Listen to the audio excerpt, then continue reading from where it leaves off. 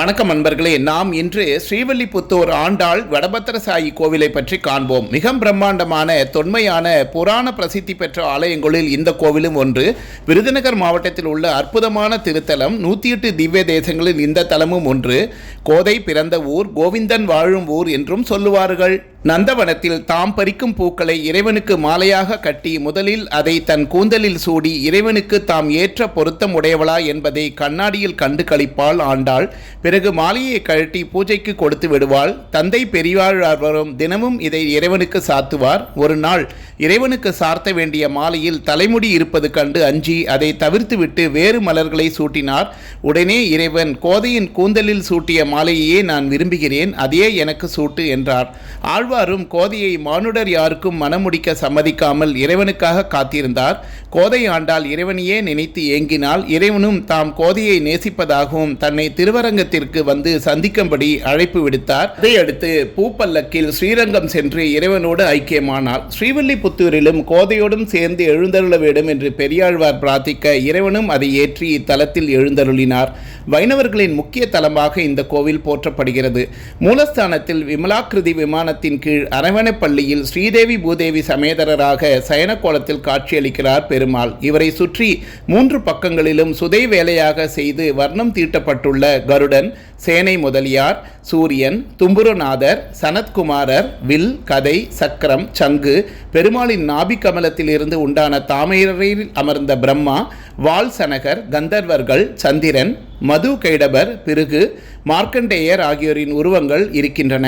விமானத்தை சுற்றி வர விமானத்திலேயே ஒரு சிறுவிட்ட வாசல் பிரகாரமும் இருக்கிறது. இதில் திருமுடியையும் திருவடிகளையும் சேவிக்க சிறிய திட்டி வாசல்கள் உள்ளன. இவர் மார்கழி திங்கள் ஆரம்பத்திற்கு முதல் நாள் பிரியாவிடையன்று யாவரும் வழிபட திறந்து வைக்கப்படுகிறது. திருப்பதியில் புரட்டாசி 3வது சனிக்கிழமை பிரம்மோற்சவத்திற்கு ஆண்டாள் மாலையே திருப்பதி பெருமாளுக்கு அணிவிக்கப்படுகிறது. இங்கே ஆண்டாள் திருக்கல்யாணத்திற்கு திருப்பதி வெங்கடாஜலபதி கோவிலில் இருந்து திருமண பட்டுப்புடவை வருகிறது. மதுரையில் சித்திரை திருவிழா அழகர் எதிர் சேவையின் போது ஆண்டாள் சூடி கொடுத்த மாலையை தான் கள்ளழகர் அணிவிக்கின்றார். விஷ்ணு சித்தர் என்று போற்றப்படும் பெரியாழ்வாரும் ஸ்ரீ ஆண்டாளும் அவதரித்த திருத்தலம் இது. ஸ்ரீவில்லிபுத்தூரில் வசித்த பெரியாழ்வார் மதுரையில் நடந்த போட்டியில் பொற்கிழி பரிசு பெற்றார். பெருமாள் கருட வாகனத்தில் தோன்றி பரிசை கிடைக்க செய்தார்.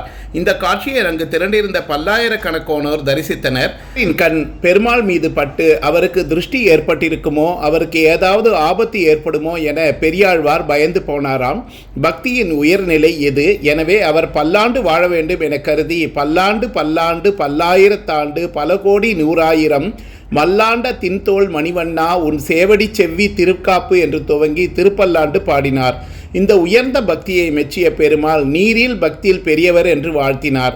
அதுவரை விஷ்ணு சித்தர் என்று அழைக்கப்பட்டவர் பெரியாழ்வார் எனும் திருநாமம் பெற்றார். இந்த பல்லாண்டு பாடலே உலகம் முழுவதும் உள்ள திருமால் கோயில்களில் இன்றைக்கும் தினந்தோறும் பாடப்படுகிறது.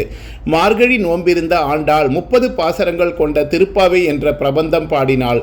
கண்ணனை தரிசிக்க தோழியரை எழுப்புவது போன்ற பொருளில் பாடப்பட்டிருக்கும். தோழியரை ஆண்டாள் எழுப்பும் சிற்பங்கள் ஸ்ரீவில்லிபுத்தூர் கோவில் ஆண்டாள் சன்னதி விமானத்தில் உள்ளன. இதற்கு திருப்பாவை விமானம் என்றே பெயர்.